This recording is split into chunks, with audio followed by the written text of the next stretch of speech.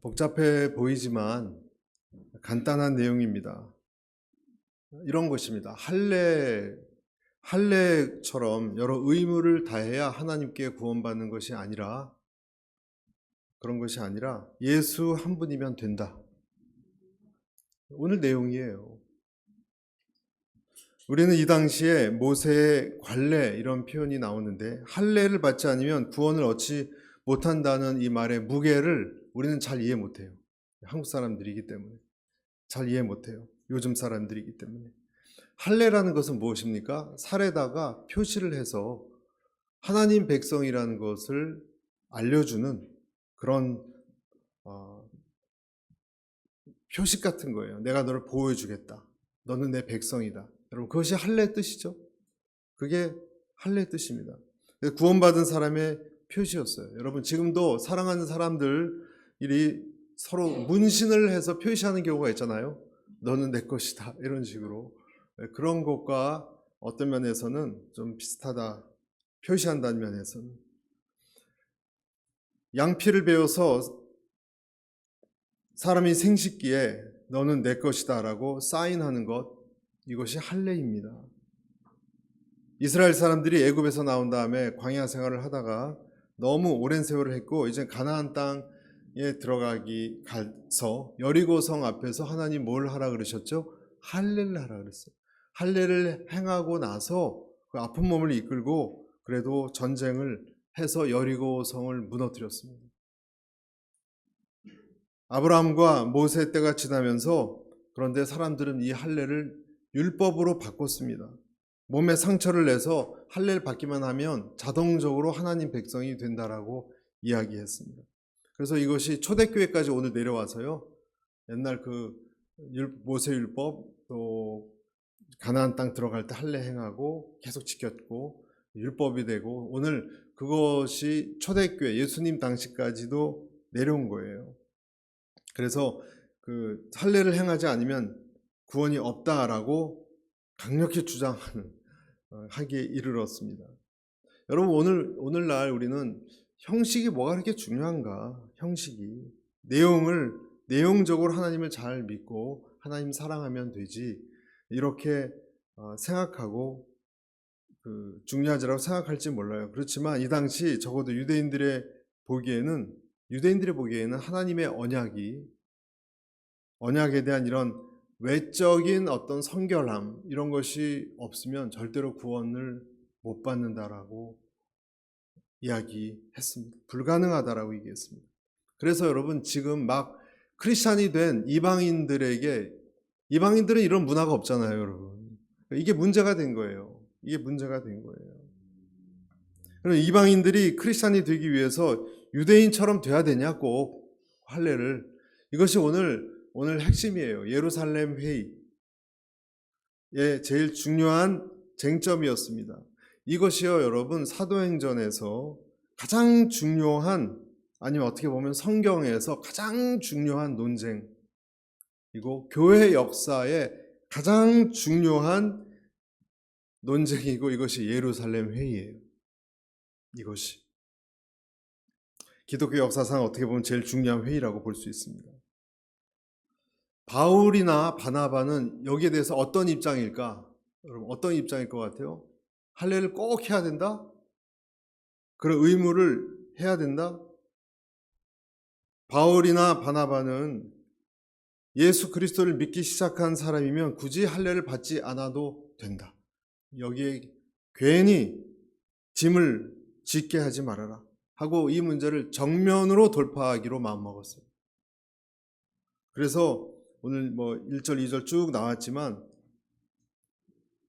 전혀 다른 생각을 가진, 여러분 다 똑같은 크리스찬이에요. 이 바울과 바나바가 아니라 반대쪽에 있는 사람은 유대 배경이 있는 정통파, 유대 배경이 있으면서 예수님을 믿은 사람들이에요. 그 사람들하고 언쟁이 아주 변론, 다툼이 심하게 붙었습니다. 충돌과 논쟁이 있었습니다. 여기서 아마 이렇게 다투는 거 별로 안 좋아하는 바나바보다 변론과 토론을 좋아하는 바울이 훨씬 더 적극적이지 않았을까. 여기서부터 이제 바울이 뜨는 거예요, 여러분. 뜨는 거예요. 이때 만약에 몸을 사리거나 미온적인 태도를 보였다면 어떻게 됐을까? 온 세상에 구원의 복음이 확산됐는데, 저희들처럼 이번에 아우리치 가잖아요. 구원의 복음이 확산되는데 큰 어려움이 있었을 것입니다. 여러분, 바울 같은 사람은요, 이 문제에 대해서 단호했어요. 여러분, 지금 어떤 문제인지 이해하시죠? 이 문제에 대해서 바울이 단호했습니다. 갈라디아서에는 여기에 대해서 아주 격하게 이렇게 이야기하고 있습니다. 바울이 갈라디아서 1장 7절 8절, 사실 다른 복음은 없습니다. 다만 어떤 사람들이 여러분을 혼란에 빠뜨려 그리스도의 복음을 변질시키려고 하는 것입니다. 그러나 우리는 하늘에서 온 천사든 우리가 여러분에게 전한 복음 이외의 것을 전한다면 그는 저주를 받아 마땅합니다. 이 정도까지 얘기를 했습니다. 예수님의 보혈로만, 예수님의 공로로만 구원을 받는다는 것을 아니라 그러고 다른 것을 더 덧붙인다면 그 사람은 저주를 받아 마땅하다. 여러분, 같은 교회에서 이렇게까지 얘기할 필요가 있나 싶을 정도로 2번이나 경고했습니다.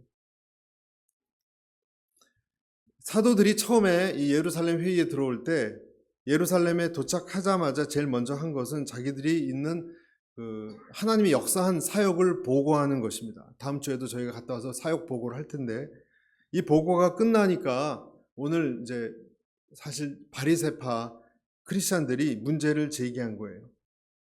바리새파 사람들이 아무리 이방인이 예수님 믿어도 할 건 해야지. 할례도 받고 모세율법도 지켜야지. 그때 듣다 못한 베드로가 일어서서 말합니다. 5절 보시면, 여러분 5절부터 보시면 이렇게 돼 있죠. 그때 바리새파에 속해 있다 신자가 된 몇몇 사람들이 일어나 말했습니다. 이방 사람들이 할례를 받고 모세 율법을 지키도록 해야 합니다. 사도들과 장로들이 이 문제를 논의하려고 함께 모였습니다. 7절, 오랜 시간 동안 토론한 끝에 베드로가 일어나 그들에게 말했습니다. 형제들이여, 여러분도 아시다시피 얼마 전에 하나님께서 여러분과 나를 선택해 이방 사람들도 내 입술을 통해 복음의 말씀을 듣고 믿게 하셨습니다. 이게 쭉 나와요. 여기서 여러분 오랜 시간 토론한 끝에라고 되어 있는데, 이렇게 오랜 시간 동안 다른 사람의 의견을 잘 들어주고 또 내 이야기도 하고, 이런 토론은 굉장히 저는 아름다운 것 같아요. 저는 훌륭한 것 같아요. 얼마나 예루살렘 성도들이 하나됨을 위해서 열심히 논쟁했는지 여러분 아름다운 것 아닙니까? 만약에 어쩌면 한국 사람 같으면 그냥 감정적으로 이렇게 되거나 자칫하면은 그냥 들어, 이렇게 권위로 그냥 누르거나 할 수도 있는데, 참 아름다운 것이 이렇게 상대방의 입장이 전혀 다르지만 오랜 시간 동안 참고 이 불꽃 튀는 이 논쟁을 해왔다는 것 자체가 여러분 굉장히 바람직한 것입니다. 바람직한 것입니다. 듣고 있던 베드로가 자기 경험을 얘기했죠. 복음의 말씀 듣고 믿게 하셨습니다. 8절 보시면, 그 마음을 아시는 하나님께서는 우리에게 하셨던 것처럼 이방 사람들에게도 성령을 주셔서 그들을 인정하셨습니다. 베드로가 하는 말이에요. 이방 사람들도 하나님이 인정했다. 9절, 하나님께서는 그 마음을 믿음으로 깨끗하게 하셔서 우리와 그들 사이에 차별을 두지 않으신 것입니다. 하나님은 노차별, 하나님은. 10절, 그런데 여러분은 어째서 우리 조상이나 우리가 질 수 없었던 무거운 짐을 이방 신자들에게 지워서 하나님을 시험하려고 하십니까? 11절 같이 읽을까요? 시작. 우리는 그들과 마찬가지로 주 예수의 은혜로 구원받는다고 믿습니다. 여러분, 베드로가 이렇게 얘기한 그 배경을 아시죠? 저번에 제가 설교했는데 어떤 내용이죠? 고넬료. 여러분, 고넬료 사건 아시죠? 하나님이 고넬료란 사람에게 나타나셔서 그 베드로란 사람을 청해서 예수님을 믿고 그 교육을 하간 그 사람 하는 좋은 얘기를 들어라 라고 했다는 거예요. 이방인인데, 고넬료가 여러분 베드로로부터 멀리 떨어진 이방인이에요. 사도행전 10장에 나와 있는. 베드로에게 고넬료, 그러니까 이방인한테 가서 복음을 전하라는 것이 아니고 여러분, 그것이 아니고 이방인인 고넬료에게 먼저 나타나셔서 베드로를 자기 집으로 초청하라고 하나님이 환상을 보여주셨던 거예요. 말씀을 보여주셨다는 거예요. 여러분, 열심히 교회 다니는 우리에게 하나님이 나타나지 않고요, 만약에 갑자기 여러분이 보기에 불신자인 이웃한테 나타나서 여러분을 초청해서 오라고 했다면 어떻게 하시겠습니까? 네? 코에슬룩에서 갑자기 온누리교회를 부르셨다라고 우리가 가야 된다면 어떤 느낌이겠습니까? 어떤 마음이겠습니까?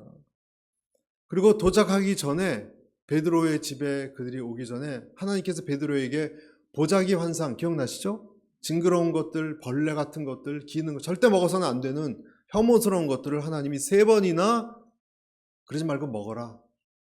저 도저히 입에 대기 싫은데요. 먹어라. 3번이나 하셨어요. 하나님께서. 그러니까 이방인들에게 복음을 전하라는 것을 상징으로 보여준 거예요. 3번이나 어떻게 거절합니까? 나중에는 순종을 했죠. 하나님이 말씀하시는데 여러분, 이방인에게 복음을 전하는 것이 이렇게 어려운 거예요. 그래서 가서 했더니 완전히 예수님을 믿고 온 가족이 그런 역사가 일어났습니다. 여러분, 이 문제로 지금 베드로가 얘기했던 거예요. 또 말씀드리지만 교회 안에서 여러분 심각한 의견 대립이 있을 수 없습니까? 있습니다. 당연한 것입니다. 충돌이란 것이 쉬운 것은 아닙니다. 늘 이것은 불쾌한 것이고 어려운 것이고 때때로는요, 사람의 최악의 모습을 드러내기도 합니다. 논쟁을 통해서. 평소에 몰랐는데 와, 저 사람 저런 성격이었어? 이런 게 드러날 수도 있어요. 그래서 여러분, 많은 지도자들이 이 건설적인 갈등을 끝까지 풀어내지 않고 대충 무마하려고 그래요. 여러분, 화해나 화합도 중요합니다. 화해나 화합이 중요하지 않은 것이 아닙니다. 하지만 중요한 문제는 끝까지 해결해야 됩니다. 중요한 것은. 이 두 부류 사이에 토론이 충돌해서 정말 불꽃 같은 토론이 있었고 하나님의 의도가 나타났습니다. 이것을 보고 야고보가 이렇게 말했어요. 13절 야고보, 그들이 이야기를 마치자 야고보가 받아 말했습니다. 형제들이여, 내 말을 들어보십시오. 하나님께서 자기 이름을 위해 처음에 어떻게 이방 사람들 가운데 백성을 불러내 찾아오셨는가를 시몬 베드로가 말해 주었습니다. 예언자들의 말씀도 이것과 일치합니다. 기록되기를 이 일 후에 내가 돌아와 다윗의 무너진 장막을 다시 지을 것이다. 폐허가 된 것을 내가 다시 짓고 내가 회복시킬 것이다. 그러면 남은 사람들과 내 이름으로 일컬음을 받는 모든 이방 사람들이 주를 찾을 것이다. 이것은 오래전부터 이 일을 알게 해주신 여호와의 말씀이다 라고 했습니다. 야고보가 당시에 전체 수장이었거든요. 야고보가 이렇게 와서 쭉 얘기를 했어요. 자, 유기를 했어요.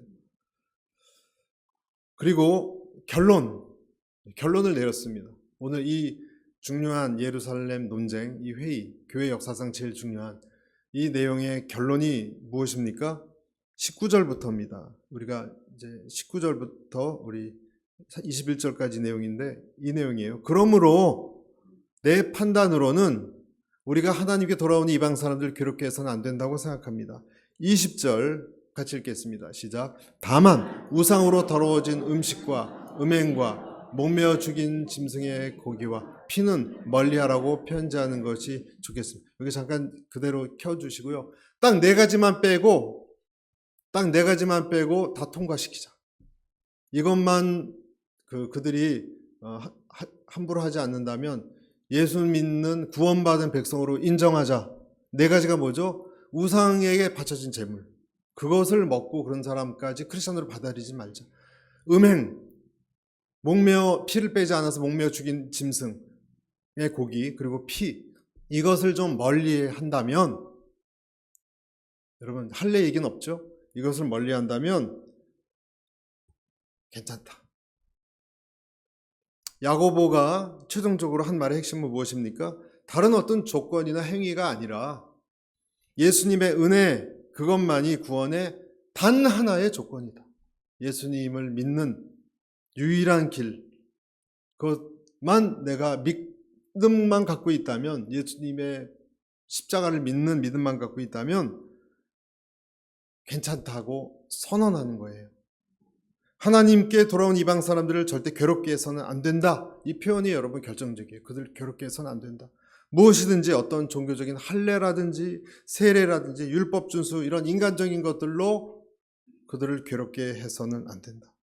다만 이방인들 성도들이 유대인들 식생활 정서를 고려해서 우상숭배, 고기, 성적 난잡한 행동, 목매어 죽은 고기나 피 이런 것은 멀리 좀 해주길 바란다 라고 결론을 내렸습니다.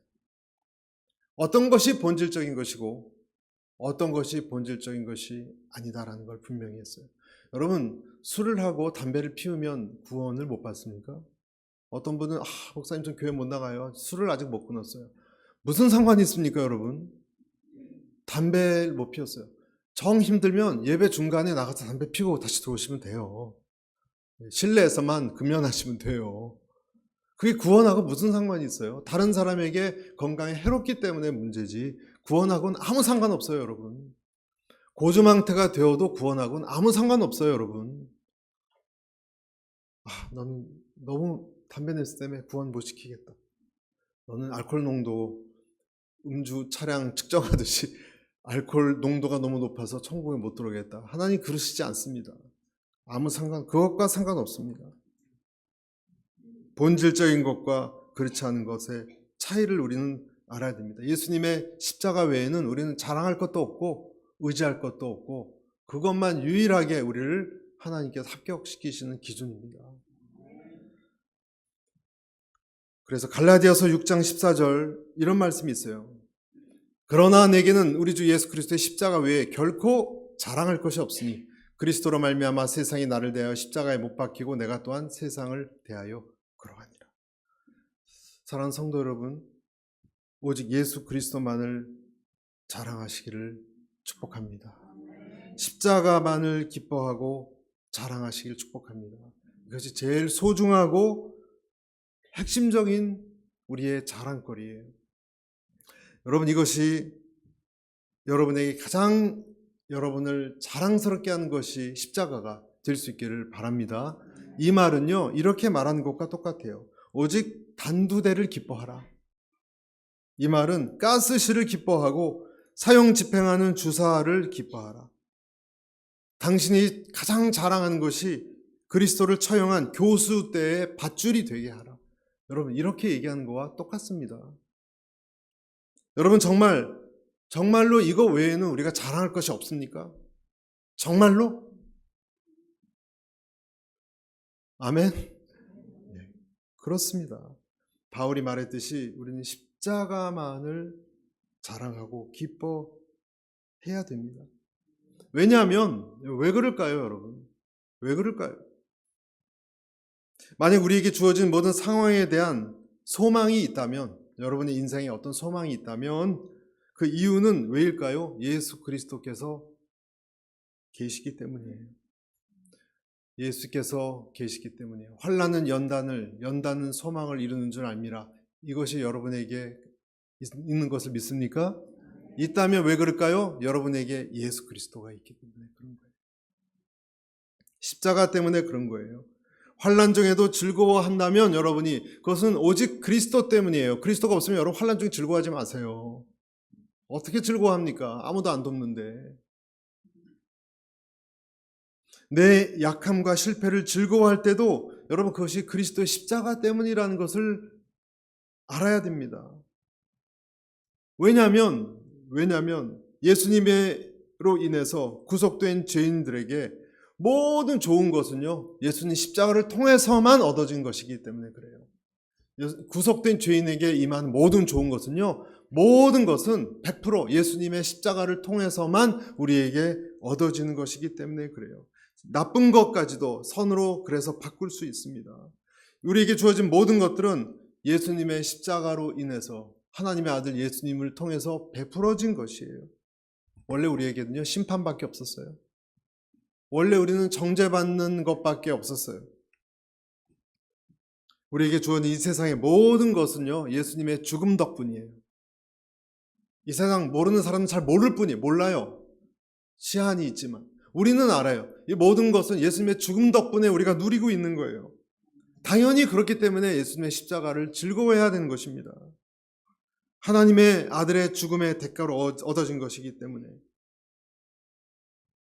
우리가 내 인생 중심에 여러분 십자가가 예수님이 없는 이유는 뭔가? 이 모든 것이 얻어진 것이 예수님의 십자가, 예수님의 은택 때문에, 은혜 때문에 얻어진 것이라는 것을 잘 모르기 때문에 그런 거예요. 아들이 아버지가 회사에서 열심히 직장에서 일하거나 월급으로 사는 걸 모르니까 반찬 투정도 하고 그러는 거와 똑같은 거예요. 어디서 나오는 것을 전혀 모르니까 아이는 그냥 불평이 많은 거예요. 아버지가 일을 못하고 집에 아파 누워있으면 굶는 거예요, 가족은. 마찬가지로 예수님이라는 분을 통하지 않고는 저와 여러분에게 오는 모든 이 블레싱은 없는 것입니다. 당연한 우리가 누려야 될 당연한 권리. 여러분, 이 햇볕과 건강을 우리가 당연히 누려야 될 권리가 어디 있습니까? 우리는 저주받은 사람들인데. 예수님의 십자가를 떠나서는 정죄만 남습니다. 그래서 여러분, 예수님의 십자가를 기뻐하지 않으면서 다른 모든 축복을 내가 기뻐한다면 우리에게 화가 올 것입니다. 하지만 우리는 어떻죠? 여전히 다른 것들에 대해서 미련이 많아요. 다른 것들에 대해서 미련이 많아요. 내 인생이 성공적 인생이 돼야 되는데 예수님 한 분이면 부족하다라고 생각합니다. 할례가 있어야 되고 다른 조항이 자꾸 붙는 거예요. 그래야 이 주님에게 받아들여진다라고 생각합니다. 여러분, 우리는 예수님 한 분만으로 자랑할 수 없는 사람이에요. 실제로 보면 우리는 더 잘생겨야 되고 남들보다 우리는 더 건강해야 되고 우리는 더 물질적 축복도 받아야 되고 우리는 더 자식들도 다 잘 나가줘야 되고 그래야지 겨우 그것이 만족이 되면 그때 예수님 한 분 그것도 만족하지라고 얘기합니다. 예수님이 없다 해도 심지어는 여러분 예수님이 나한테 없다 해도 이런 것들이 충분하면 나는 괜찮다라고 말합니다. 이것은 비극입니다. 그래서 여러분 이 세상 살면서 누군가 여러분에게 정말 예수님 한 분으로 충분합니까? 라고 질문을 하면 어떤 사람들은 쉽게 예라고 대답하지 못해요. 사업이 내리막길을 걷고 결혼 생활도 파탄이 나고 건강도 좋아지지 않을 때 우리는 스스로 질문합니다. 정말로 여러분 한번 솔직히 정말로 질문해보세요. 예수님 한 분으로 여러분 충분하십니까? 그럴 때도 성경은 다른 것은 필요 없고 예수님 한 분이면 그에 대한 믿음이면 구원받는데 지장도 없고 이 세상에서도 구원을 누리는데 지장이 없다라고 말하지만 나는 그런 것 같이 못해요. 구원 받을 때만 죽어서 지금 살아갈 때는 예수 한 분 갖고는 안 된다라고 얘기하는 것입니까? 여러분 그렇지 않습니다.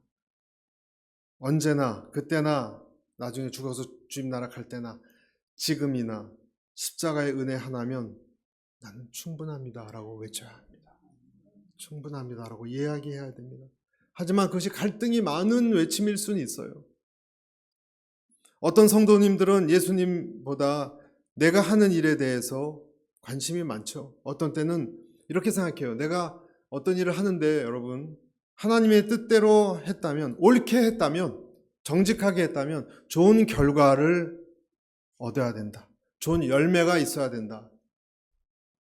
그렇게 생각합니다. 그래서 힘들 때도 참고 인내하고 웃으면서 하나님이 내게 주실 축복이나 성공을 기대합니다. 옳게 하니까 옳게. 하지만 그렇게 되지 않을 때가 많아요.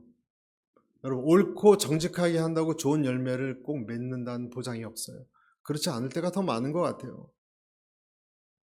진실하게 행했어도 형편이 나아지지 않을 때가 많은 것 같아요.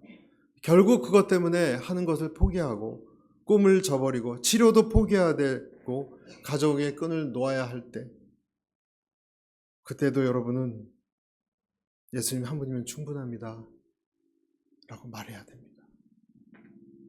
네, 예수님 한 분이면 됩니다. 여러분, 신앙생활이 힘든 것이 예수님을 쫓아가는 게 뭐 복잡하게 의무가 많고 헌신을 해야 되고 그래서가 아닌 것 같아요. 예수님은 한 분이면 충분합니다라는 이 믿음이 잘 이해가 안 되기 때문에, 아직도 우리는 이 세상에 두 주인을 섬기고 있기 때문에, 혼란스럽기 때문에, 그래서 신앙생활이 힘들다고 하는 것 같습니다. 그럴 때에도 여러분 기억하십시오. 예수님 한 분을 가졌다면 여러분은 성공한 인생입니다. 오늘 우리는 기독교의 제일 중요한 회의의 과정을 그리고 결론을 생각해 봤습니다. 예루살렘 사도회의예요. 치열한 진리에 대한 공방전이 있었고, 한쪽은 하나님께 나아가기 위해서는 믿음 하나로는 안 된다, 다른 것이 있어야 된다 라고 얘기했고, 또 다른 한쪽은 하나님 한 분 외에 다른 것을 덧붙이지 말라. 열심히 싸우다가 결국 하나님의 은혜 하나만으로 된다라고 결론이 내려졌습니다. 여러분, 우리 삶에도 마찬가지예요. 우리는 뭔가 하나님 앞에 열매를 보여드려야 된다, 증명해야 된다라고 생각합니다. 그리고 거기에 어떨 때는 사로잡혀요. 하지만 하나님은 내가 할례를 받았느냐, 할례를 받지 않았느냐 보시지 않아요. 하나님은 내 안에 무엇을 보시죠? 그러면 하나님을 경외하는 마음이 있느냐. 여러분 안에 하나님 경외하는 마음이 있습니까?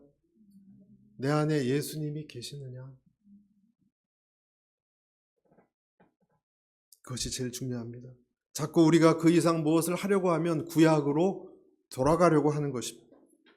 하지만 예수님 안에서 안식을 얻기를 주님의 이름으로 축복합니다.